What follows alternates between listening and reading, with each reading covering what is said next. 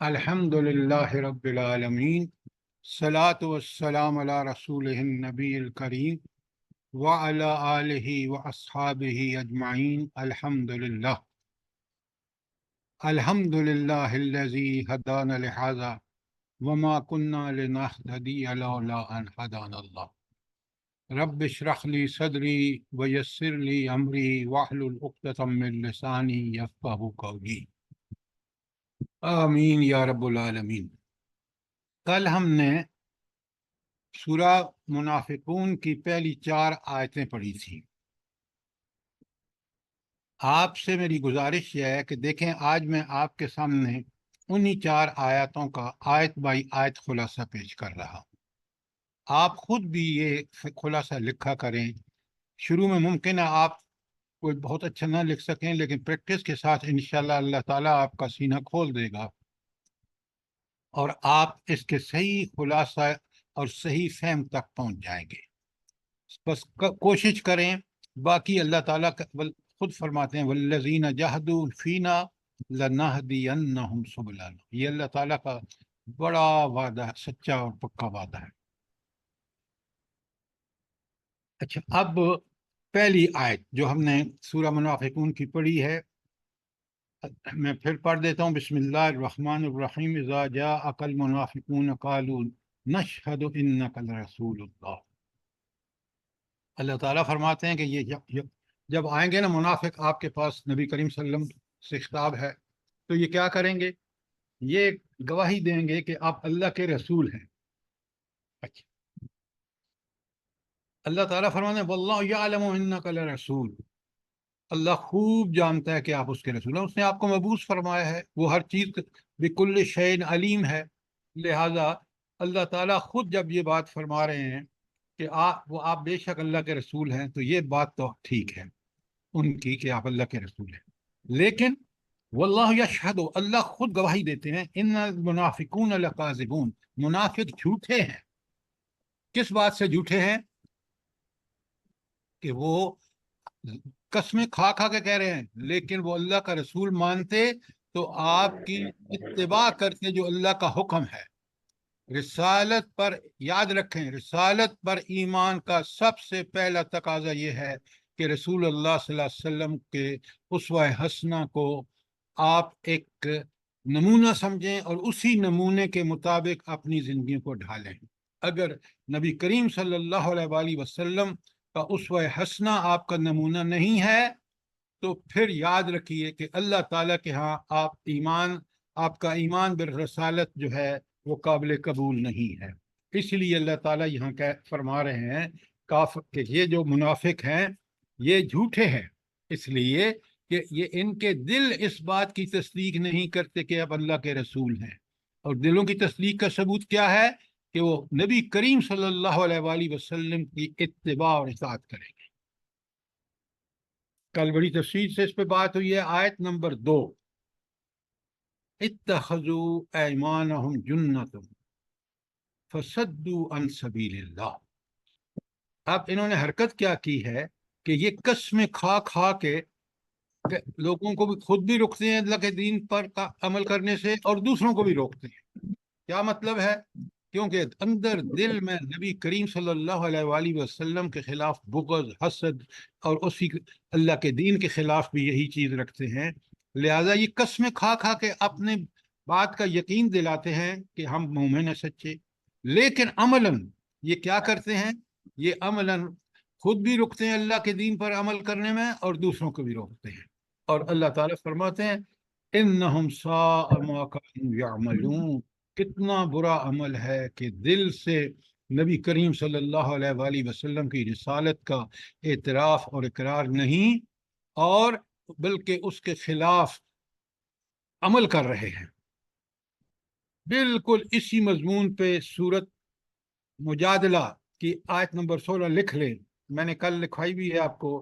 اللہ تعالیٰ فرماتے ہیں اتخذوا ایمانہم جنۃ، بالکل وہی بات کہ انہوں نے اپنے ایمان کو ڈھال بنا رکھا ہے۔ فصدوا عن سبیل اللہ، خود بھی اللہ کے دین سے رکتے ہیں اور دوسروں کو بھی اس پر عمل کرنے سے روکتے ہیں۔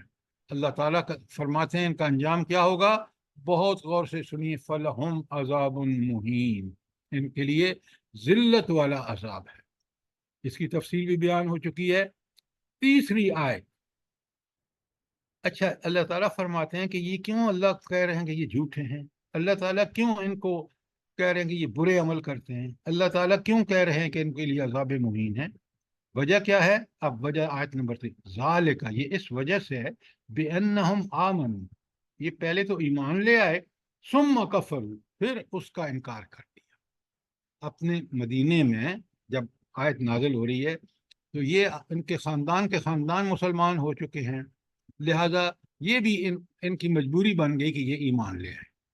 تو دعوت و ایمان کا کیا، لیکن اندر دل میں کفر پوری طرح بھرا ہوا تھا، کیونکہ یہ یہودیوں کے شاگرد تھے، یہ یہودیوں ہی کے پروردہ تھے، لہذا ان کا بھی حال یہودیوں سے مختلف نہیں تھا۔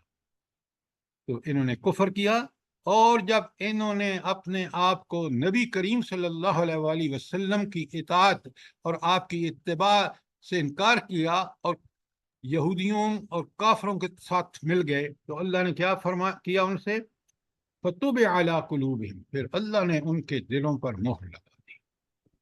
دیکھیں کتنا بڑا احسان تھا کہ اللہ نے رسول صلی اللہ علیہ وسلم کو مبعوث فرمایا، کتاب نازل فرمائی قرآن مجید، اور ان کو موقع دیا کہ وہ اللہ کے اس رسول اور اس کتاب پر ایمان لا کر ان کے تقاضے پورے کر کے دنیا اور آخرت میں کامیاب ہو جائے۔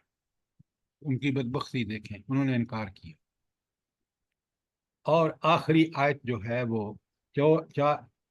4 نمبر، وہ بڑی اہم ہے کیونکہ کافی بڑی آیت ہے، اور اس میں اللہ تعالیٰ نے ان کے منافقین کے دونوں ظاہر کی بھی تصویر پیش کر دی ہے اور باطن کی بھی۔ ظاہر کی تصویر کیا ہے؟ بڑے غور سے سنیے، اس کو سمجھیے تاکہ ہم اس آئینے میں اپنی شکل دیکھ لیں۔ وَإِذَا رَأَيْتَهُمْ تُعْجِبْكَ أَجْسَامُهُمْ، جب تو ان کو دیکھے گا تو تجھے اس کے جسم، ان کے اجسام، ان کی ظاہری ڈیل ڈال بڑی زبردست نظر آئے گی۔ یہ ان کی ظاہری تصویر ہے، کپڑے بہت اچھے، بہترین، ڈیل ڈال اور تندرست اور خوش شکل۔ اچھا، یہ منافق آج بھی دیکھ لیں آپ، حکومت کے ایوانوں میں دیکھ لیں، ججز میں دیکھ لیں، پیسے والے دیکھ لیں، عمراء دیکھ لیں، خواص دیکھ لیں، یہ کیوں ہے کہ ان کے جسم وَإِذَا رَأَيْتَهُمْ يُعْجِبْكَ أَجْسَامُهُمْ، ان کے جسم بڑے ڈیل ڈال، تندرست، خوش، کیوں بولا؟ وجہ کیا ہے؟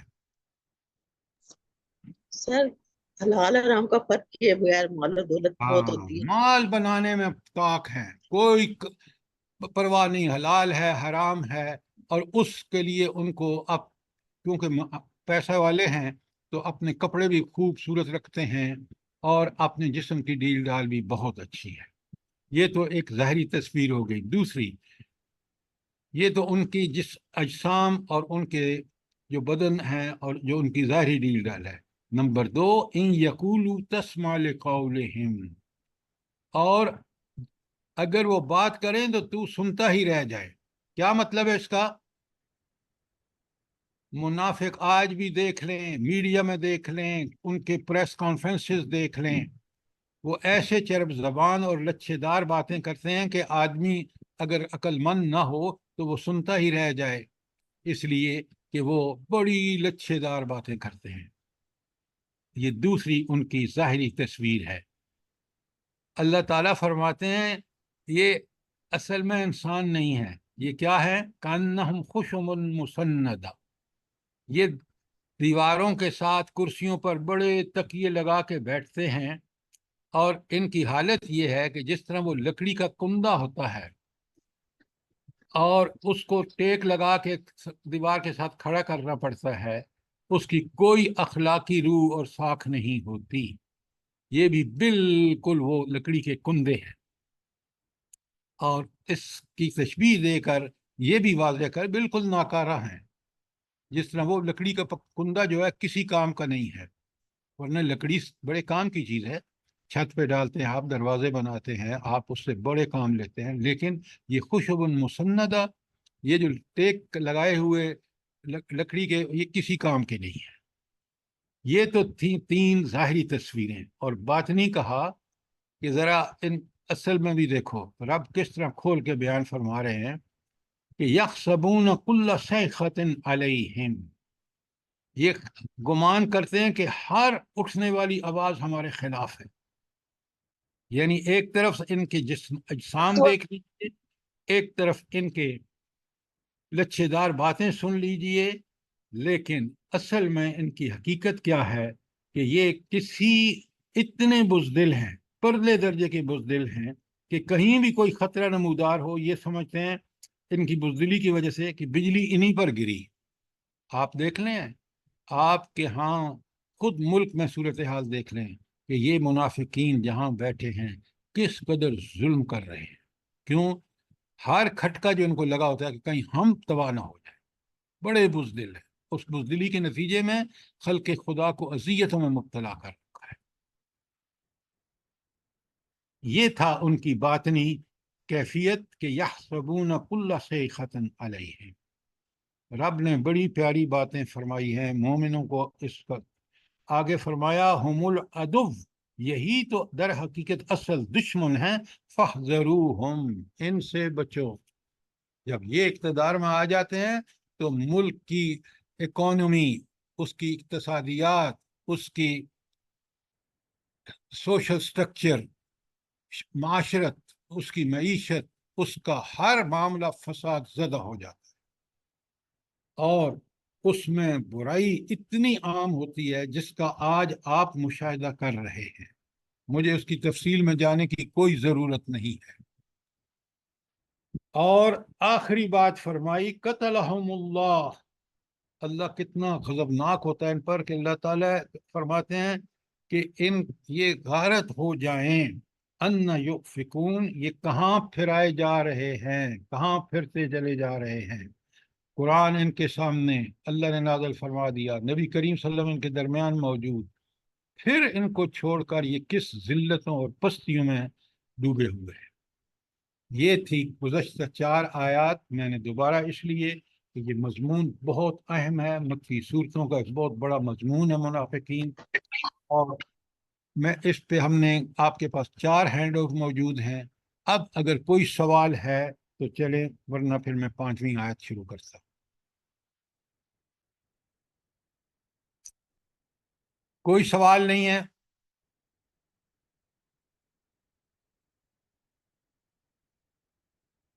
اب ہم چلتے ہیں آیت نمبر 5 پر. اس قدر اللہ تعالیٰ نے یہ چیزیں ہمیں وضاحت کے ساتھ بتائی ہیں، اور مجھے اور آپ کو بہت اللہ تعالیٰ کا احسان مند ہونا چاہیے، شکر گزار ہونا چاہیے کہ اس نے ہمیں ان ساری چیزوں کی نشاندہی کر دی کہ جس سے انسان اللہ کا مغضوب بنتا ہے.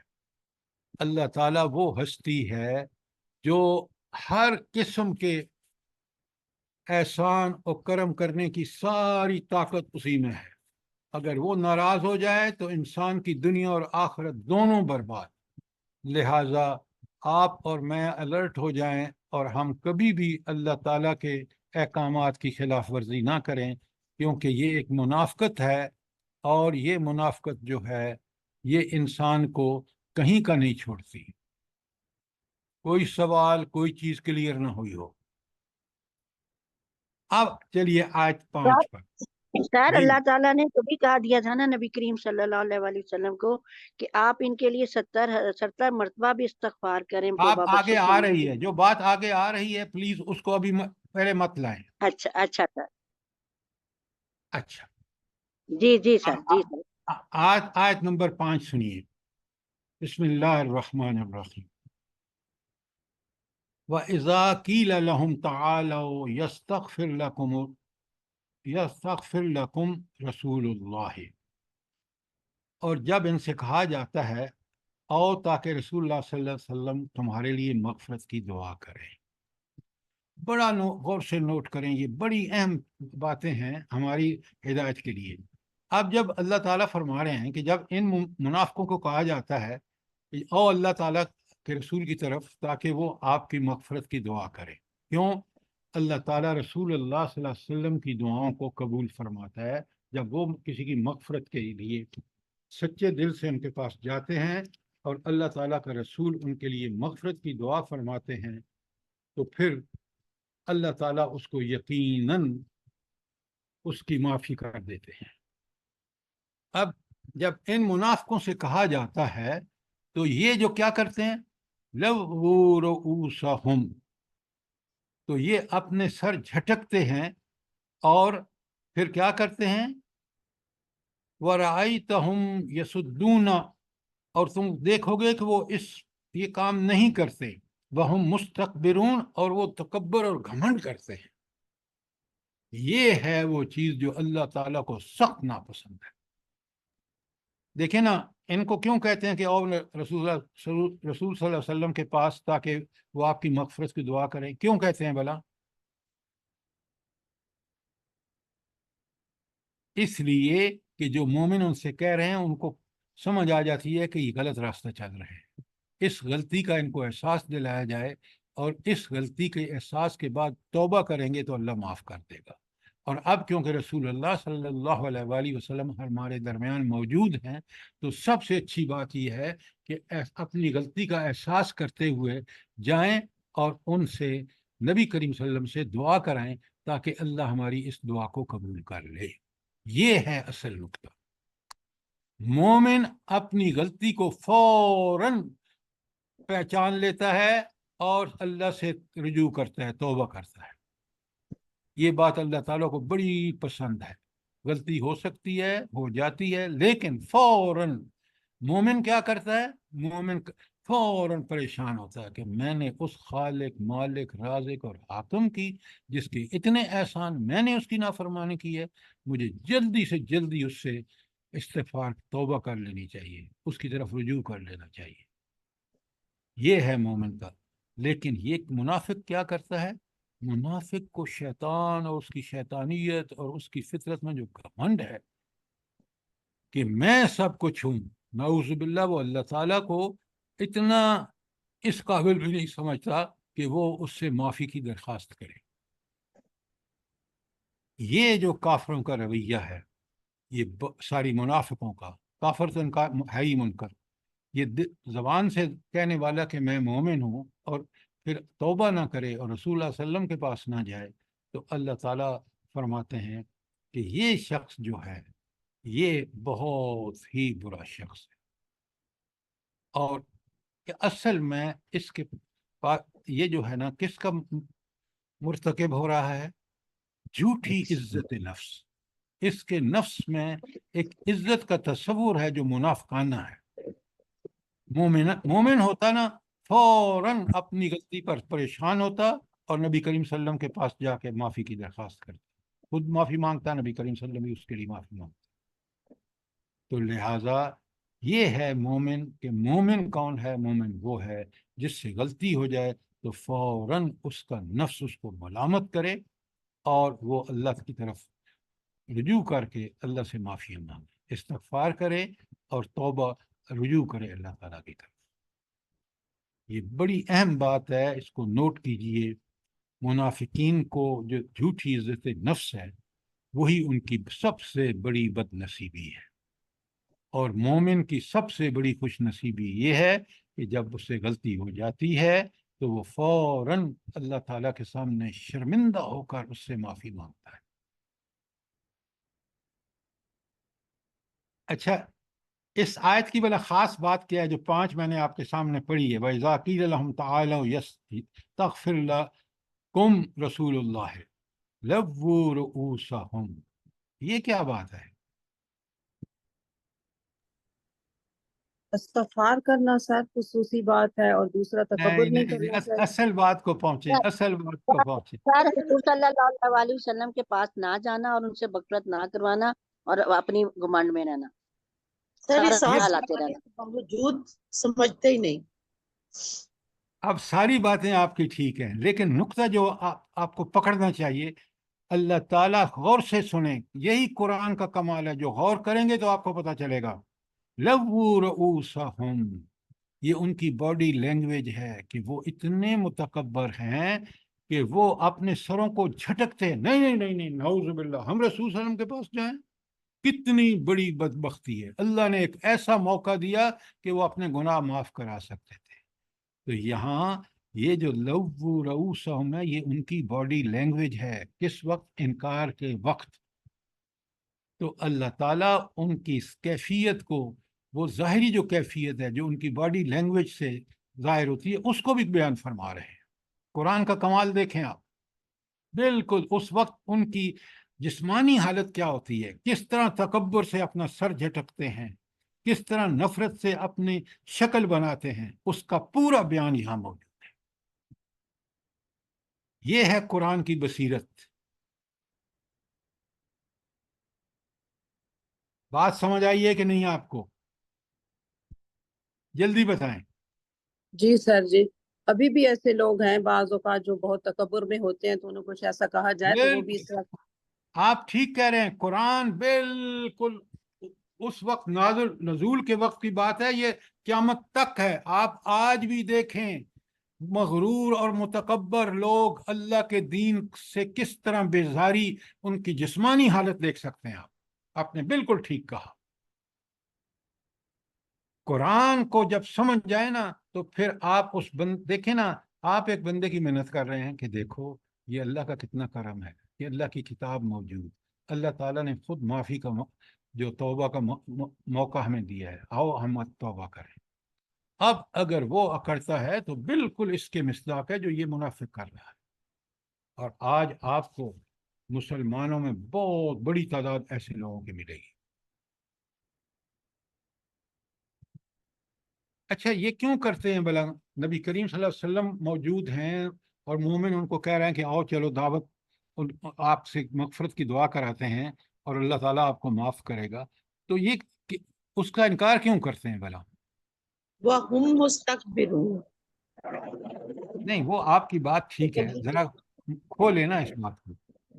کیونکہ سر وہ اللہ کے نبی صلی اللہ علیہ وسلم کے پاس جانا اور معافی مانگنے کو اپنی توہین سمجھتے ہیں، وہ جو جھوٹی عزت ان کی بنی ہوئی ہے وہ اس کو توڑنا وہ نہیں اللہ کے چاہتے۔ نبی کو تو نبی مانتے جو نہیں تھے، ان کا اقرار جو نہیں کرتے تھے، نہیں وہ دل سے نہیں مانتے تھے، سامنے تو قسمیں جی کھاتے تھے۔ سامنے کرتے تھے، دل سے نہیں کرتے تھے، تو وہ استغفار بھی نہیں کرنا چاہتے تھے۔ ہاں کہتے تھے ہم صحیح، ہم بھی صحیح ہیں، ہم غلط نہیں ہیں۔ دیکھیے گزارش یہ ہے، جب انسان حرام کام کرتا ہے، بات کو پوری طرح سمجھیے۔ آج آپ دیکھ لیں ان حرام کھانے والوں کو کس قدر، بالکل انہی منافقین کی طرح ان کے جسمانی ڈیل ڈول دیکھ لیجئے، ان کی لچھے دار باتیں سن لیجئے پریس کانفرنسوں میں، میڈیا پر، اور دین کے نام پر یہ اکڑ جاتے ہیں کہ جب ان سے کہو نا دین کی طرف آؤ۔ اور آپ دیکھ لیں لادینیت نے ہمارے ملک کا کیا حشر کر دیا ہے، کوئی پہلو دیکھ لیں۔ حرام مال کھانے کا ان کا حال یہ ہے کہ آپ بجلی کے بل وہ دے رہے ہیں جو دنیا میں کہیں نہیں ہے۔ کیوں؟ انہوں نے حرام مال کھانے کے لیے ان کمپنیوں کے لوگوں کو سے رشوتیں لے کر، خود اپنے رشتہ داروں کو وہاں حصہ دار بنا کر، آج ہمارا خون نچوڑ کے ان کمپنیوں کو دے رہے ہیں، اور ہم ہیں کہ ہم کرا رہے ہیں۔ تو یہ اس وجہ سے ہے کہ انہوں نے اللہ تعالیٰ کے دین کی اطاعت قبول نہیں کی، اور انہوں نے اپنے مالی ذاتی مفادات اور حرام حلال کی تمیز نہ کر کے اپنے آپ کو اس درجے پر پہنچایا۔ اور سر ایک جو معاشرہ اللہ کے دین کو جس طرح آج ہم ہیں، کہ بڑے آٹے میں نمک کے برابر لوگ ہوں گے جو اللہ کے دین پر واقعی چل رہے ہیں۔ سر ایک سوال ہے، جی فرمائیے۔ سر یہاں پر اللہ تعالیٰ نے کہا ہے کہ لوگ انہیں کہتے ہیں کہ آپ رسول اللہ صلی اللہ علیہ وسلم کے پاس جائیں اور وہ آپ کے لیے استغفار کریں گے، تو یہاں یہ کیوں نہیں کہا گیا کہ وہ خود سے اللہ سے استغفار کریں، اللہ سے معافی مانگے، اللہ انہیں معاف کر دے گا؟ نبی صلی اللہ علیہ وسلم کے پاس جانے کا کیوں کہا گیا؟ بہت اچھا سوال کیا آپ نے۔ مجھے ایک بات بتائیں، روئے زمین پر جب نبی ہوتا ہے تو وہ اللہ تعالیٰ کی سب سے بڑی نعمت ہوتی ہے۔ کیوں؟ وہ نبی اللہ تعالیٰ کے پیغام ہم تک پہنچا رہے ہوتے ہیں، وہ دنیا میں اپنے اللہ رب العالمین کا بہترین انسانوں کے لیے تحفہ ہوتے ہیں۔ اور جو وہ اللہ سے بات کر، اگر یہ کافر خود توبہ کریں، آپ کی بات ٹھیک ہے، لیکن کیونکہ اللہ تعالیٰ کا نبی موجود ہے، دنیا کی ایک ایسی ہستی وہاں موجود ہے جو اللہ سے ڈائریکٹ رابطہ ہے، تو جب وہ ان کے پاس، مومن ان کو کہتے ہیں کہ چلو ان کے پاس، تو اصل میں وہ ان کو کہتے ہیں کہ تمہاری سچی توبہ یقیناً قبول ہوگی جب نبی کریم صلی اللہ علیہ وسلم سے دعا کرائیں گے تو نبی کو بہت بڑی اللہ کی عنایت سمجھیے۔ اب بات کلیئر ہے نہیں کلیئر؟ جی سر، شاید اس لیے بھی کہ وہ ان کا تکبر اس سے ٹوٹے گا جب وہ نبی صلی اللہ علیہ وسلم کے سامنے جا کے سرنڈر کریں گے۔ نہیں نہیں نہیں نہیں نہیں، وہ دیکھیں تصور ٹوٹنے کی بات نہیں ہے یا تصور ہونے کی بات نہیں ہے۔ اگر نبی پر ایمان ہے تو آپ دوڑتے ہوئے جائیں گے، کیونکہ نبی اس وقت روئے زمین پر اللہ تعالیٰ کا ایک نمائندہ ہوتا ہے، اس لیے ان سے کہہ رہے ہیں، اور اسی سے اللہ تعالیٰ بتا رہے ہیں کہ کس طرح ان میں تکبر ہے کہ وہ سر جھٹکتے نہیں۔ ہم یعنی یہ جھوٹی عزت نفس ہے۔ مومنانہ طریقہ کار یہ ہے کہ آپ خود بھی اور اللہ تعالیٰ کا نبی موجود ہے تو فوراً اس کے پاس پہنچیں اور اللہ سے دعائیں کریں، اس سے بھی دعائیں کرائیں، اللہ تعالیٰ یقیناً قبول کرے گا۔ جی، جزاک اللہ خیر۔ سر جی سورہ توبہ میں آتا ہے نا کہ رسول کی دعا تمہارے لیے بہترین ہے۔ یہ بات جو آپ فرما رہے ہیں بالکل ٹھیک ہے، یہ سورہ نساء میں بھی آیا ہے کہ تم اگر اللہ کے رسول کے پاس جاؤ اور وہاں جا کر ان سے دعا کرو تو اللہ اس کو قبول کرے گا، ضرور قبول کرے گا۔ میرے سامنے اس وقت وہ آیت نہیں ہے، ورنہ میں وہ آیت آپ کے سامنے ضرور رکھتا کہ جس میں، ایک سیکنڈ شاید مجھے مل جائے۔ السلام علیکم۔ وعلیکم السلام ورحمۃ اللہ۔ جی، یہ آج کے دور میں جو ہے منافقین منافق ہیں، اب دیکھیں ہم تو نہیں کہتے، کیوں ظاہر ہے یہ تو ایک پردہ سا ہے نا، تو اب ان کو قرآن کی طرف ہم جوڑتے ہیں کیونکہ اب سب لوگ قرآن کی طرف آئیں، تو وہ اتنی باتیں کرتے ہیں، دنیا کی ساری باتیں آتی ہیں لیکن قرآن کے ساتھ نہیں جڑتے۔ یہ آپ کو پتہ ہونا چاہیے کہ قرآن کے سامنے جھکنا ایک اللہ تعالیٰ کی خاص عنایت ہے، اور قرآن کا انکار کرنا سب سے بڑی لعنت ہے انسان کے لیے۔ اب سنیے کیوں، بڑے غور سے سنیے۔ انسان کی فطرت اللہ نے کیسے بنائی ہے مجھے بتائیں؟ نیکی اور بدی کی پہچان اس کو میں ودیت کر دی ہے، فَالْهَمَهَا فُجُورَهَا وَتَقْوَاهَا۔ پھر اللہ نے جو دین اور جو نبی بھیجا ہے وہ ہمیں اسی فطرت کی دعوت دے رہا ہے، کوئی نئی چیز کی دعوت نہیں دے رہا، کوئی اجنبی چیز نہیں ہے۔ اسی نیکی کو جو اللہ نے ہماری فطرت میں پہچان رکھی ہے، اسی نیکی کے کرنے اور اسی برائی سے بچنے جس کا خود ہماری نفس نفرت کرتا ہے، اس کا حکم دیتا ہے۔ تو یہ کتنے برے لوگ ہیں منکرین کہ وہ اس بات سے انکار کر رہے ہیں جو ان کی فطرت کی بات کر رہا ہے، قرآن نبی کی بات کر رہا ہے۔ لہٰذا اس لیے یہ بہت بری بات ہے کہ آپ اس چیز کا انکار کریں جو آپ کی فطرت میں بھی موجود ہے، اور نبی اور قرآن اسی بات کو آپ کی فطرت کے عین مطابق آپ کو دعوت دے رہا ہے۔ بات سمجھ آئیے نہیں آئی آپ کو؟ الحمدللہ سمجھ آئی ہے۔ عموماً کے دل میں یہی بات ہوتی ہے، وہ کہتے ہیں کہ ہمارے دل میں ایمان تم سے زیادہ ہے، آپ اپنی باتیں اپنے تک ہی رکھو۔ وہ جس کے ایمان، جتنا ہاں ایمان زیادہ ہوتا ہے نا، جس درخت کے ساتھ زیادہ پھل ہوتا ہے وہ زیادہ جھکتا ہے۔ تو اس کا مطلب یہ ہے کہ وہ جو زبان سے جب یہ بات کہتے ہیں کہ اپنی بات اپنے پاس رکھو، ہم آپ سے ایمان میں آگے بڑھ کر ہیں، اگر بڑھ کر ہوتے تو یہ بات کرتے بھی نہ، یہ یاد رکھیں۔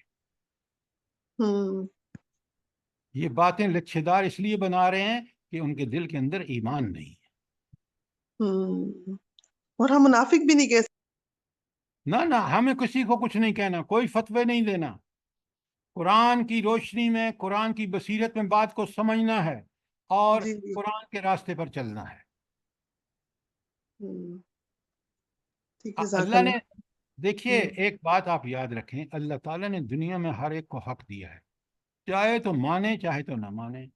اللہ تعالیٰ نے دلائل کے طور پر قرآن نازل کر دیا، حقائق کو بیان کرنے میں نبی کریم صلی اللہ علیہ وسلم کو نمونہ کے طور پر عملاً پیش کر دیا، تو اللہ نے اپنی حجت تمام کر دی۔ اب نہیں مانے گا اللہ کہتا ہے کہ پھر وہ سزا اور جزا کا دن ہو کے رہے گا، اس کا ہونا یقینی ہے۔ کتنی دفعہ آپ کو قرآن میں پڑھ چکے ہیں، تو اس لیے وہاں پھر فیصلہ ہو جائے گا، اور وہ فیصلہ ابدی اور دائمی ہوگا۔ جی یہ سورہ نساء کی آیت نمبر جو آپ بول رہے تھے 64 ہے۔ پڑھیں بلا۔ اعوذ باللہ من الشیطان الرجیم وما ارسلنا من رسول الا لیطاع باذن اللہ ولو انهم اذ ظلموا انفسهم جاءوك فاستغفروا الله واستغفر لهم الرسول لوجدوا الله بالکل توابا یہ رحيما۔ الفاظ، بالکل یہی الفاظ آپ نے، یہ سورہ بقرہ کی، سورہ نساء کی آیت 54 پڑھ رہے ہیں آپ؟ 64 سر جی۔ 64 یہ لکھ لیں بھائی سب لوگ۔ بہت اللہ تعالیٰ گارنٹی دے رہے ہیں کہ اگر آپ اخلاص سے خود بھی دعا کریں اور نبی کریم صلی اللہ علیہ وآلہ وسلم سے بھی دعا کرائیں تو اللہ تعالیٰ اس کو یقیناً قبول فرمائے گا۔ تو یہ آپ نساء کی 64 لکھ لیں اور آپ اس کو دوبارہ ضرور دیکھ لیں۔ اللہ آپ کو بہت جزائے خیر دے۔ جزاک اللہ۔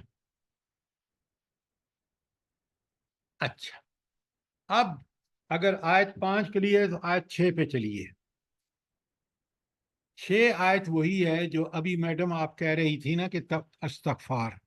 ذرا اس آیت کو پڑھنے سے پہلے کہ گناہوں پر اصرار جو کرنے والا شخص ہوتا ہے اور توبہ کی طرف نہیں آتا، اللہ تعالیٰ کہتے ہیں وہ اللہ کی مغفرت سے محروم ہو جاتا ہے۔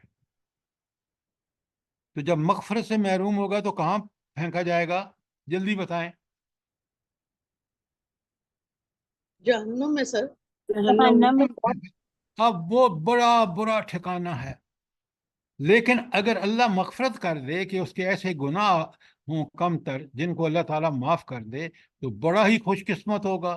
کیوں کہ اس معافی کے بعد اس جہنم سے بچ کے جنت میں داخل ہو جائے گا۔ اللہ تعالیٰ فرمائے وَمَنْ زُحْزِحَ عَنِ النَّارِ فَقَدْ فَازَ، جو جہنم سے بچا لیا گیا وہی کامیاب ہے۔ تو آپ ذرا قرآن کی روح کو پڑھیں، سمجھیں۔ ایک تو ہم اس کی رضا کے لیے ہر نیکی کریں اور ہر برائی سے بچیں۔ نمبر 2، اس سے معافیاں مانگتے رہیں۔ کیوں؟ ہم سے غلطیاں دانستہ بھی اور غیر دانستہ بھی ہو سکتی ہیں، تاکہ اللہ تعالیٰ ہمیں قیامت کے دن مغفرت فرما دے اور ہم جہنم سے بچ جائیں۔ اگر ہم نے نفاق کا مظاہرہ کیا، اللہ تعالیٰ ہمیں بچائے، تو اللہ تعالیٰ فرماتے ہیں منافقوں کے لیے ذرا غور سے سن لو اللہ کا فیصلہ، سواء علیہم استغفرت لہم ام لم تستغفر لہم، برابر ہے نبی کریم صلی اللہ علیہ وسلم آپ ان کے لیے استغفار کی دعائیں کریں یا نہ کریں، اللہ تعالیٰ ان کو ہرگز معاف نہیں کرے گا۔ کیوں؟ یہ منافق ہیں، انہوں نے زبان سے دعویٰ کر کے کہ ہم اللہ کو مانتے ہیں اور دل میں اللہ کا انکار اور اللہ کے دین کے مخالفت میں لگے ہوئے ہیں، لہٰذا اللہ تعالیٰ اپنے نبی کی استغفار کو بھی فرما رہے ہیں کہ میں اس کو بھی قبول نہیں کروں گا۔ اس لیے اللہ کہتے ہیں لن یغفر اللہ لہم، اللہ ان کو ہرگز معاف نہیں کرے گا۔ اور اللہ کا اصول کیا ہے بھلا؟ کیا ہے آگے اللہ کا اصول؟ ان اللہ لا یہدی القوم الفاسقین، وہ جو فاسق، جو جان بوجھ کے مزے لے لے کے برائیاں کرتا ہے، اللہ اس کو ہرگز ہدایت نہیں دیتا۔ یہ ہدایت کیا چیز ہے بھلا؟ جلدی بتائیں۔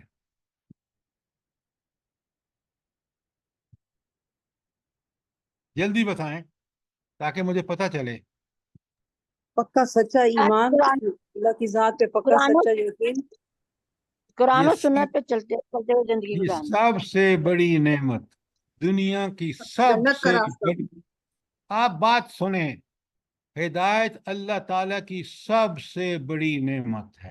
اگر ہدایت ہوگی تو آپ مال، اولاد، اپنا جسم جان ہر چیز اس اللہ کی ہدایت کی وجہ سے اللہ کے جو بتائے ہوئے طریقے پر استعمال کریں گے تو ہدایت ہی دراصل اللہ تعالیٰ کی سب سے بڑی نعمت ہے، یہ اچھی طرح جان لیں۔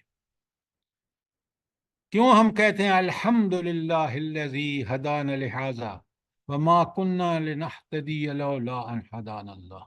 کیسی پیاری دعا ہے، یہ رب کی توفیق سے ملتی ہے، لیکن کا مطلب کیا ہے کہ میں کہتا ہوں جب رب کی توفیق سے ملتی ہے لیکن کیا مطلب ہے؟ انہی کو ملتی لیکن ہے اللہ جسے چاہتا ہے اسے ہدایت دیتا ہے۔ اللہ لیکن جو سے لینا چاہے، جو لینا چاہے اس کو ملتی ہے۔ جو اس کی تمنا کرے اور اس کے لیے کوشش کرے۔ اللہ کا دینا اس وقت اللہ دیتا ہے جب انسان اس کی طلب کرتا ہے، تڑپ رکھتا ہے اور کوشش کرتا ہے۔ یہ بات اچھی طرح سمجھیں، اللہ جس کو چاہتا ہے دیتا ہے، یہ بالکل ٹھیک ہے، اللہ ہی کا، یہ اللہ کے پاس اللہ کا حق ہے۔ لیکن ہدایت کے معاملے میں یاد رکھیں، اچھی طرح پلے باندھ لیں، ہدایت اس کو ملے گی جو اس کی طلب تڑپ اور کوشش کرے گا۔ والذین جہدوا فینا لنہدینہم سبلنا، سورہ عنکبوت کی آخری آیت ہے۔ یہ صرف اس طرح نہیں ہے کہ اللہ جس کو چاہتا ہے دے دیتا ہے۔ بھئی حضور نبی کریم صلی اللہ علیہ وآلہ وسلم کے چچا نے ہدایت نہیں چاہی، ان کو نہیں ملی، دعائیں کرتے رہے حضور نبی کریم صلی اللہ علیہ وآلہ وسلم۔ جی سر، یہدی من یمین۔ یہ اللہ کا حق ہے، اور اللہ اپنے حق کو غلط طریقے پر کبھی استعمال نہیں کرتا۔ اختیار اللہ کے پاس ہے، لیکن وہ اختیار مشروط ہے ہدایت کے معاملے میں۔ سمجھ لیجئے، اس کو پلے باندھ لیجئے، اگر میں اور آپ اللہ تعالیٰ کے لیے ہدایت کے لیے کوشش نہیں کریں گے، دعائیں نہیں مانگیں گے، اللہ کبھی ہدایت نہیں دے گا۔ اگر ہم اللہ سے بے پرواہی کریں گے تو اللہ غنی عن العالمین ہے، پورے جہانوں سے بے پرواہ ہے۔ طاقت اس کے پاس، قدرت اس کے پاس، علم اس کے پاس، حکمت اس کے پاس، وہ کسی کا محتاج ہے ہی نہیں، ہم محتاج ہیں۔ بات سمجھ آئی ہے یا نہیں آئی؟ جی جی، بہت اچھی طرح سمجھ آئیے، ماشاء اللہ۔ اچھا، تو اب آپ نے دیکھا کہ آیت نمبر 6 میں اللہ تعالیٰ جو شخص منافق ہے اس کے بارے میں اللہ تعالیٰ صاف فرما رہے ہیں کہ نبی کریم صلی اللہ علیہ وآلہ وسلم جتنی چاہیں دعائیں کریں، اللہ تعالیٰ ان کو قبول نہیں کرے گا۔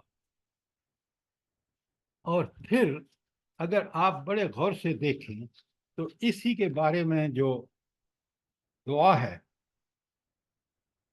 توبہ کی 80 لکھیں، سورہ توبہ کی آیت 80 میں آپ کے سامنے پڑھ رہا ہوں۔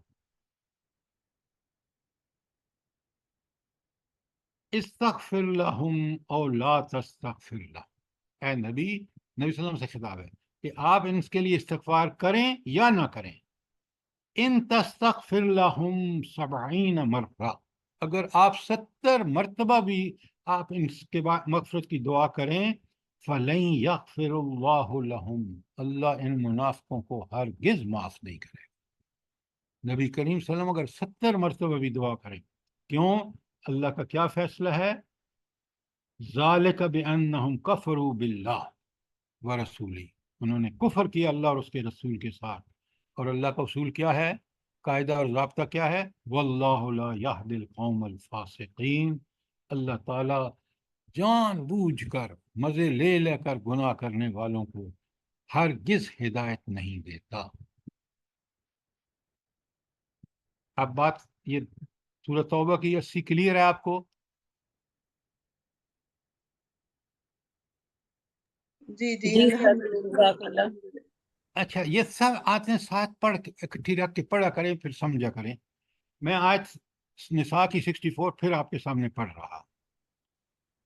اللہ تعالیٰ کس قدر نبی کریم صلی اللہ علیہ وسلم، 64 ہاں میں 64 ہی کہہ رہا ہوں۔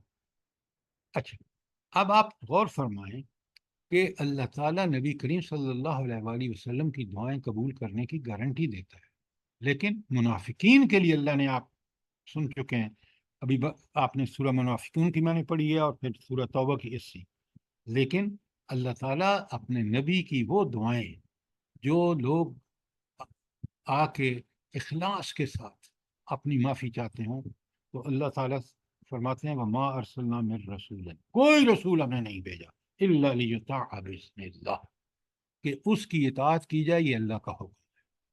تو ہر نبی مطاع ہوتا ہے، اس کی اطاعت ضروری کرنی ہوتی ہے۔ کیوں کرنی ہوتی ہے؟ کیوں؟ بِإِذْنِ اللہ، یہ اللہ کا حکم ہے۔ نبی مطاع اپنے آپ سے نہیں ہوتا، نبی مطاع یعنی اس کی اطاعت اس لیے کی جاتی ہے کہ اس اللہ کا حکم ہے جس نے نبی کو بھیجا ہے، وہی ہمارا خالق، مالک، رازق اور حاکم ہے۔ اور آگے اللہ سنیں بڑے غور سے، آیت کتنی پیاری ہے۔ وَلَوْ أَنَّهُمْ إِذَا ظَلَمُوا، اگر انہوں نے اپنے ساتھ کوئی ظلم کیا ہوتا، یعنی اللہ کی نافرمانی کی ہوتی، ظلموا انفسہم، ان کی جانوں نے کوئی غلط کاری کی ہوتی، جاؤکا، یہ آپ کے پاس آتے نبی صلی اللہ علیہ وسلم، فاستغفروا اللہ، اور اللہ تعالیٰ سے معافی مانگتے، واستغفر لہم، اور واستغفر لہم الرسول، اور رسول صلی اللہ علیہ وسلم بھی ان کے لیے معافی مانگتے، لوجدوا اللہ توابا رحیما، تو اللہ تعالیٰ کو توبہ قبول کرنے والے اور رحم کرنے والا پاتے۔ دیکھیں یہاں اس لفظ کو پکڑیے، وَلَوْ أَنَّهُمْ إِذَا ظَلَمُوا أَنفُسَهُمْ جَاءُوكَ، جب ان سے کوئی غلطی ہو گئی تو آپ کے پاس آتے، یعنی ان کے اندر تڑپ موجود تھی اور اسی وجہ سے وہ نبی کریم صلی اللہ علیہ وسلم کے پاس آئے۔ تو اللہ کہتے ہیں اگر وہ خود بھی معافی مانگتے اور نبی کریم صلی اللہ علیہ وسلم بھی معافی ان کے لیے مانگتے تو اللہ تعالیٰ کو وہ تواب اور رحیم پاتے۔ ان آیت کو سمجھ لینا تو آپ کو ہر غلطی کبھی ہو جائے غیر دانستہ طریقے پر بھی تو فوراً اللہ کے دربار میں شرمندگی کے ساتھ حاضر ہوئیے، اللہ سے معافیاں مانگیے اور آئندہ اس غلطی کو نہ کریے۔ اللہ تعالیٰ غفور بھی ہے، رحیم بھی ہے، تواب بھی ہے۔ کتنی جی بڑی یہ مومن، تواب اور رحیمن یہ دونوں مبالغے کے صیغے ہیں؟ بالکل دونوں۔ اچھا تواب، ذرا ان کا تعلق سمجھ لیجئے۔ تواب تو اللہ تعالیٰ کہہ رہے ہیں کہ اگر یہ دو شرطیں پوری کریں نا، کہ پوری شرمندگی کے ساتھ خود بھی معافی مانگیں اور رسول اللہ صلی اللہ علیہ وسلم سے بھی درخواست کریں، تو یہ اللہ کو تواب پائیں گے کہ اللہ تعالیٰ ان کی طرف متوجہ ہو۔ اور متوجہ کیسے ہوگا؟ کیسے متوجہ ہوگا؟ آپ اپنے جلدی رحم کے ساتھ۔ ہاں، رحم کے، رحیم کا مطلب ہی رحیمہ کا یہ ہے کہ پھر وہ اپنی رحمت کے ساتھ متوجہ ہو۔ کوئی سوال، کوئی چیز کلیئر نہ ہوئی ہو؟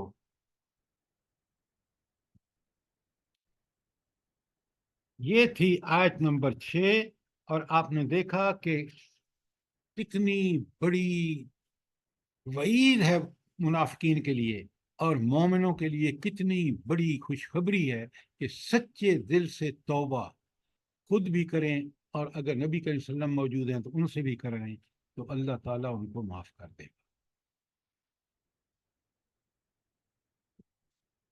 یہ تھی آیت نمبر 6۔ اگر کوئی سوال نہیں ہے، اس کو آپ توبہ کی 80 کے ساتھ اور سورہ نساء کی 64 کے ساتھ جب سمجھیں گے تو انشاءاللہ بات اور کلیئر ہو جائے گی۔ سر جی ابھی ایک سوال یہ کہ آج دعا کا ذریعہ کیا درود شریف ہوگا، نبی کریم صلی اللہ علیہ وسلم کی دعا حاصل کرنے کا ذریعہ؟ دیکھیں یہ درود شریف جو ہے یہ آپ کے اور میرے لیے اللہ کو سے درخواستیں ہیں کہ اے اللہ نبی کریم صلی اللہ علیہ وآلہ وسلم پر اپنی سلامتی بھیج، اپنی رحمتیں نازل فرما۔ جتنا پڑھیں گے وہ مجھے بھی فائدہ ہوگا، کیوں کہ آپ کو بھی فائدہ ہوگا، اس لیے کہ ہم اللہ کے رسول صلی اللہ علیہ وآلہ وسلم جو اللہ نے جن کو رحمت للعالمین بنا کے بھیجا، ہم ان سے محبت کا اظہار اس طرح کر رہے ہیں کہ اللہ تعالیٰ خود فرماتے ہیں ان اللہ تعالیٰ بھی اور اس کے فرشتے بھی نبی کریم صلی اللہ علیہ وسلم پر درود بھیجتے ہیں۔ سورہ احزاب میں پہلی بات۔ توبہ کا طریقہ صرف ایک ہے، اور وہ کیا ہے کہ آپ دعائیں مانگے تو ضرور ساتھ آپ درود پڑھیں، لیکن دعا میں آپ پوری طرح شرمندگی کا اظہار کریں کہ میں نے اس رب کے حکم عدولی کی ہے، وہ رب جو میرا خالق بھی ہے، میرا مالک بھی ہے، میرا رازق بھی ہے، میرا حاکم بھی ہے، میں دنیا میں بھی کامیاب اسی کی تائید اور نصرت سے ہوں گا، آخرت میں جنت بھی اس کے فضل سے ملے گی۔ لہٰذا یہ دعا کے اندر تو یہ تصور بالکل آپ کا پکا سچا ہونا چاہیے، لیکن دعا کے ساتھ جب یہ دعا کرتے وقت درود پڑھیں گے تو اللہ تعالیٰ درود کی وجہ سے آپ کی قبولیت جو ہے وہ اگر سچے اور اخلاص اور توبہ نصوح کر رہے ہیں تو انشاءاللہ قبول ہوگی۔ بات کلیئر ہے؟ جی جی سر، جزاک اللہ خیرا۔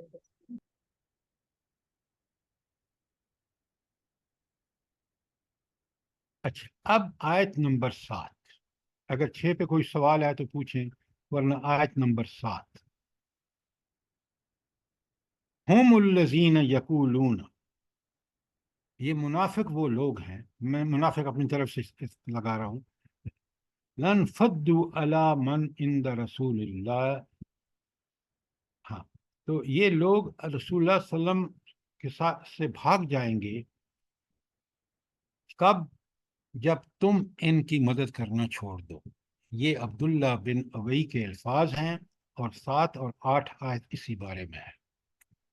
اب ذرا میں ایک چیز آپ کو بتا دوں، اللہ تعالیٰ نے آپ کو یہ توفیق بخشی ہے کہ آپ قرآن سمجھنے کے لیے آپ بہت اچھے طالب علم ہیں۔ ایک بات آپ یہاں سمجھ لیں کہ اس آیت کو سمجھنا ہو یا سورہ، لکھ لیں بے شک، سورہ آل عمران کا آخری نصف سمجھنا ہو تو ضروری ہے کہ آپ کو غزوہ احد، سیرت کا غزوہ احد کا مطالعہ بے انتہا ضروری ہے، ورنہ وہ پوری طرح آپ نہیں سمجھ سکتے سورہ آل عمران کا آخری نصف۔ اسی طرح سورہ انفال 8 نمبر پر قرآن میں، وہ نہیں سمجھ سکتے جب تک آپ کیا نہ سمجھیں، جلدی بتائیں۔ سر غزوہ بدر۔ غزوہ بدر، بالکل ٹھیک کہا ڈاکٹر صاحب آپ نے۔ اگر غزوہ بدر آپ کو سمجھ نہیں ہے، اس کے حالات، واقعات، کس طرح کافروں کا فخر سے نکلنا مکہ سے، کس طرح نبی کریم صلی اللہ علیہ وسلم ہجرت کے رمضان 2 ہجری میں کتنے کمزور ہیں اور کافر آئے ہیں کہ ان کو ختم کر کے جائیں، پھر کس طرح ان کا غرور اللہ تعالیٰ خاک میں ملاتا ہے، یہ سمجھ اس وقت تک نہیں آ سکتا جب تک آپ سیرت کا وہ پیریڈ نہ پڑھیں جب غزوہ بدر ہوا۔ اسی طرح بڑے غور سے سنیں، میں قرآن سمجھانے کے ساتھ ساتھ آپ کو سمجھنے کے سارے گر بتا رہا ہوں جو قرآن و سنت کے لیے ضروری ہے۔ سورہ احزاب 33 نمبر سورہ قرآن میں، وہ سمجھ آ ہی نہیں سکتی اگر آپ اس وقت کے پورے حالات اور واقعات کہ کس طرح کافر پورے حجاز کے قبائل کو لے کے آ گئے حملہ کرنے کے لیے مدینہ پر اور اس کو مٹانے کے لیے، اگر یہ نہیں پڑھیں گے تو سورہ احزاب کبھی آپ کے سامنے نہیں آئے گی۔ وہ ایمان افروز مناظر آپ سمجھ ہی نہیں سکتے کہ انبیاء صحابہ کس طرح کہہ رہے ہیں کہ یہ تو اللہ اور رسول نے ہم نے بتایا تھا کہ یہ واقعات پیش آئیں گے۔ وہاں ایمان انسان کا اس قدر بڑھ جاتا ہے اگر سیرت کے مطالعے کے ساتھ اس کو سمجھے۔ تو میں نے آپ کو بتایا کہ قرآن کے بہت سارے واقعات، غزوہ احد نصف ڈسکرپشن ہے آپ کا سورہ آل عمران کا، وہ سمجھ نہیں آ سکتا پوری طرح۔ سورہ انفال سمجھ نہیں آ سکتی اگر غزوہ بدر نہیں سمجھا، غزوہ احزاب کو نہیں سمجھا تو سورہ احزاب سمجھ نہیں آ سکتی کیونکہ تبصرہ ہے اس پر۔ اور اسی طرح یہ 2 آیتیں ہیں میں نے آپ کے سامنے پڑھی ہیں، 7 اور 8 بھی پڑھنی ہے، یہ آپ کو سمجھ میں آ ہی نہیں سکتی جب تک آپ کو اس وقت غزوہ بنی مستلق جو 6 ہجری میں ہوا ہے وہ اگر آپ کو سمجھ میں نہیں ہے تو آپ ان آیات کا ٹھیک ٹھیک مفہوم اور ٹھیک ٹھیک ان سے جو ہدایات نکلتی ہیں وہ سمجھ نہیں سکتے۔ اب میں آپ کے سامنے وہ حالات رکھ رہا ہوں جب یہ غزوہ بنی مستلق ہوگا، تاکہ آپ پوری طرح، میں تاریخ کو اختصار کے ساتھ آپ کے سامنے رکھوں، تو بڑے غور سے سنیے اور سمجھیے۔ کوئی سوال اس سے پہلے؟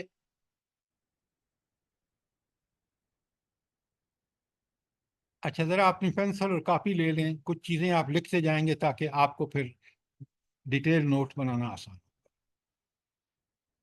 میں نے آپ سے ہمیشہ گزارش کی ہے کہ ایک سیرت کی کتاب ضرور پڑھیے، پوری کی پوری، مکی سیرت اور مدنی سیرت دونوں تفصیل سے۔ میں نے آپ کو کون سی کتاب ریکمینڈ کی تھی؟ تجلیات نبوت بھی کی تھی سر جی، اور رحیق ہاں المختوم بھی۔ جی، رقیق المختوم رحیق بہت اچھی المختوم کتاب ہے۔ ہے۔ ہاں، آپ اس لیے کہ اس میں تفصیل سے قرآن، نزول قرآن بھی اور سیرت ساتھ ساتھ چلتے ہیں، سر جی ورنہ یہ اتنے سیرت پہ نبوی اتنی جو ہے، میری بات سنیں، سیرت پہ اتنی کتابیں ہیں اور اتنی ڈیٹیل میں ہیں کہ میں نے دیکھی ہیں، ان میں سے اکثر الحمدللہ ان لوگوں نے حق ادا کیا ہے۔ اگر آپ سیرت النبی 8 جلدوں میں ہے اس کو پڑھیں، آپ حیران رہ جائیں گے۔ اب ذرا سر یہ رحیق المختوم کے بارے میں یہ میں نے پڑھی، آپ نے بتائی تھی، تو مجھے تو یہ لگتا ہے کہ یہ تو اپنے سرانے ہی رکھنی چاہیے، جب ہو کہ کون سا غزوہ کب ہوا، کتنے لوگ شامل ہوئے، ایز اے ڈکشنری میں تو اب اس کو استعمال کرتی ہوں، اتنی اچھی وہ مجھے لگی، ہینڈی ہے، چھوٹی ہے اور جامع۔ جزاک اللہ، جزاک اللہ۔ یہ وہ، اگر آپ قرآن کے صحیح طالب علم ہیں نا، آپ اسی نتیجے پہ پہنچے جس نتیجے پہ آپ پہنچے ہیں کہ سیرت کی ایک کتاب، اور یہ مختصر ترین کتاب ہے جو انشاءاللہ مفید ثابت ہوگی۔ اللہ آپ کو بہت جزائے خیر دے۔ دیکھیں، ہم یہاں روایتی درس قرآن کے لیے نہیں جمع ہو رہے، آپ اتنی زحمت کرتے ہیں، میرا فرض ہے کہ میں اپنی سمجھ کے مطابق آپ کو صحیح گائیڈ کروں۔ تو سیرت کو ضرور پڑھیے۔ میں نے آپ کے سامنے رکھا ہے کہ قرآن کے یہ حصے، چاہے وہ سورہ بقرہ، سورہ آل عمران کا آخری نصف ہو، پوری سورہ انفال ہو، آپ کی سورہ احزاب ہو، دیگر کئی جگہ ہیں، وہ بغیر سیرت کے سمجھ نہیں آ سکتی۔ میں نے خود اسی طرح سمجھا ہے، پہلے سیرت پڑھی ہے تو میں اش کر اٹھا کہ اللہ تعالیٰ نے ان آیات میں، ان صورتوں کی ان آیات میں کیا خزانہ ہے، کاش میں اس کو پہلے سیرت کو پڑھتا اور سمجھتا۔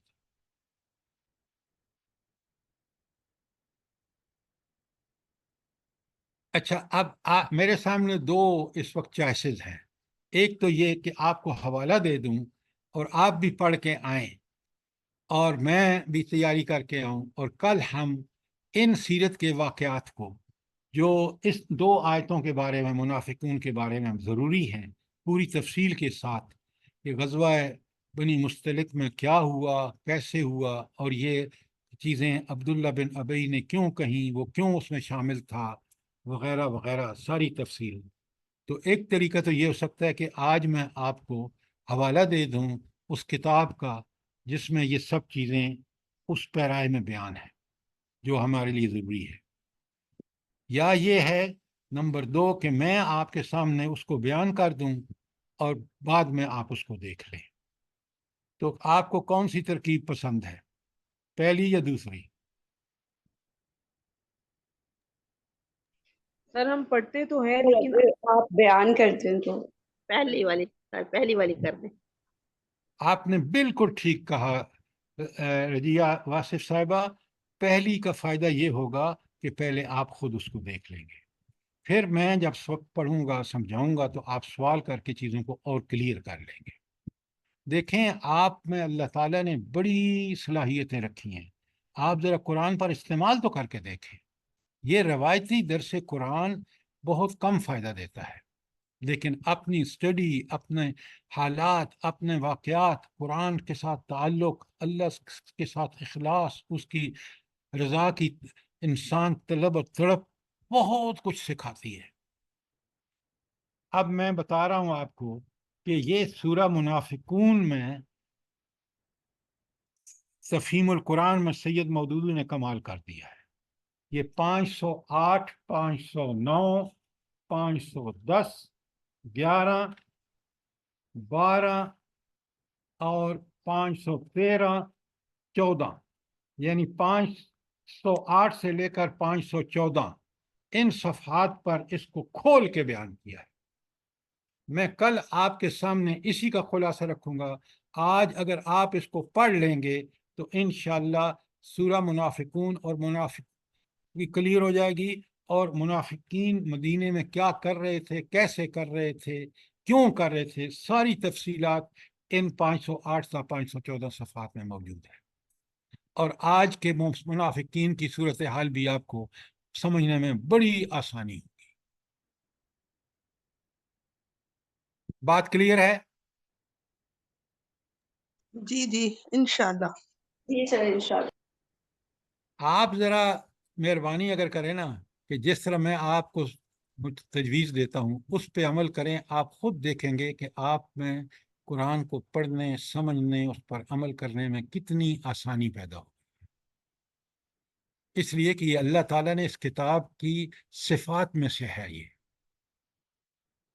برائے مہربانی آپ سب کے پاس ہوگی، یہ جلد پنجم کے صفحات ہیں جو میں نے آپ کے سامنے، تفہیم القرآن جلد پنجم کے 508 سے لے کر 514 صفحات، یہ پڑھ لیں، اور کل انشاءاللہ انہی آیت نمبر 7 اور 8 کے حوالے سے گفتگو ہوگی، اور پھر آپ کو اس وقت کے منافقین اور آج کے منافقین جنہوں نے اس قوم کو، ان اسلامی ملکوں کو ذلت و پستی کی انتہا میں ڈبو دیا ہے، مٹھی بھر یہود اور کافروں کے پنجے میں پورے اپنے ملک کے نظام کو لگا دے دیا ہے، وہ آپ کو سمجھنے میں کوئی مشکل نہیں۔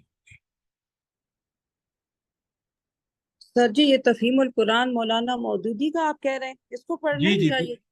جی جی جی بالکل آپ نے ٹھیک کہا، تفہیم القرآن اس کا نام میرے آئے گا تو مولانا مودودی نے لکھی ہے۔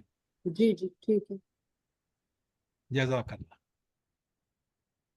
اور کوئی بات؟ مزہ آ گیا، مزہ آ گیا، بہت اچھا لگا ہے مجھے تو۔ یہ چیزیں رہ گئی تھی میری، بھی کہتی دوبارہ شروع ہو جائے، مزہ آ گیا، دل خوش ہو گیا میرا تو۔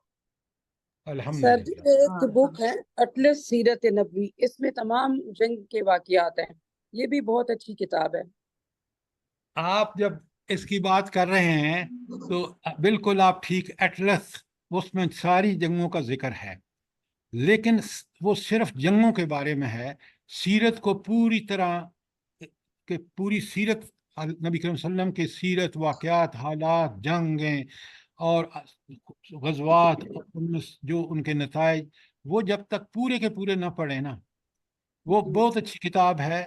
اس سے بھی اچھی کتاب انہوں نے ایٹلس کے علاوہ ایک کتاب سیرت پہ کچھ 13 جلدوں میں ہے، میرے پاس ہے، میں نے دیکھی ہے، سمجھی ہے، بہت لاجواب کتاب ہے۔ لیکن ہر آدمی آپ اپنے ذوق کے مطابق، آج کل تو اس کی قیمت آسمان سے باتیں کر رہی ہے، میں نے اس وقت خریدی تھی جب قیمتیں ٹھیک تھیں، لیکن سیرت پہ بے شمار کتابیں ہیں۔ آپ چاہیں تو میں اس کی ایک لسٹ آپ کو بھیج سکتا ہوں کہ یہ کتابیں ہیں، اتنی جلدیں ہیں، تو آپ خود، تاکہ وہ آپ کے پاس ریکارڈ کے طور پر رہے۔ جی سر جی جی جی بھیج دیں، ضرور ضرور بھیجیں، جو ہمارے ضرور پاس ہیں وہ بھیجیں۔ اب ٹھیک ہے، جو نہیں ہے وہ اور منگوا لیں چیزوں گے۔ پہ انسان خرچ کرتا ہے تو اس پہ کیوں نہیں کر سکتا؟ چلیں میں آپ کو بھیج دوں گا انشاءاللہ۔ جی سر جزاک اللہ۔ محسن انسانیت ہے، محسن انسانیت نعیم صدیقی صاحب کی، یہ بھی مختصر ہے ایک جلد میں۔ میں عرض کر رہا ہوں کہ ہر آدمی کا اپنا ذوق ہے، اور لکھنے والوں نے کوئی کمی نہیں کی، کسی نے بھی۔ ہر کتاب دوسری کتاب سے بڑھ کر ہے، آپ کوئی کمپیریزن نہیں کر سکتے، لیکن یہ اب آپ پر، مجھ پر ہے کہ ہم ان سے کتنا فائدہ اٹھاتے ہیں۔ میں جو کتابیں میری لائبریری میں ہیں، میں ساری آپ کو لکھ کے بھیج دیتا ہوں، اور آپ کو لسٹ انشاءاللہ آج ہی مل جائے گی، تاکہ آپ کے پاس بھی ایک ریکارڈ کے طور پر رہے کہ سیرت کی کون کون سی کتابیں ہیں۔ سر جی ماشاءاللہ رکھی ہوئی ہیں کافی ساری، اور یہ میں نے اپنے پاس ہی رکھی ہوئی تھی جہاں میں اسٹڈی کرتی ہوں، یہ سیرت کی بھی اور یہ ساری جنگوں والی بھی، تو الحمدللہ، اور یہ بھی آپ بھیج دیں تو انشاءاللہ لے لیں گے۔ جزاک اللہ، جزاک اللہ۔ لسٹ بھیجیں گے، اس کا فائدہ یہ ہوگا جو کتابیں ہماری نا آگے پیچھے ہوئی ہوئی نا، وہ ساری ایک جگہ ہو جائیں گی انشاءاللہ، پھر ہم اس کو انشاءاللہ، پڑھیں گے۔ ہاں انشاءاللہ۔ ربنا تقبل منا انك انت السميع العليم وتب علينا انك انت التواب الرحيم۔